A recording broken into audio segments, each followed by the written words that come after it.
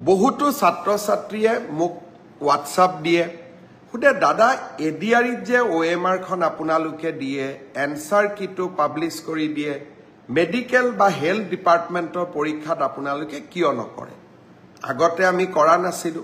কিন্তু এইবাৰ জানুৱাৰী মাহত হৈ যোৱা টেকনিক্যাল পৰীক্ষাৰ এনসাৰ কি আমি 12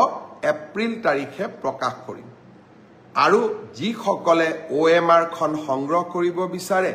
তেওঁলোকেও 50 টকা দি OMR খন সংগ্ৰহ কৰিব পাৰিব আৰু যি সকলে এনসাৰ কি সোৱাৰ পিছত এনসাৰ কি চ্যালেঞ্জ কৰিব খুজে তাৰ বাবেও আমি সুবিধা কৰি দিম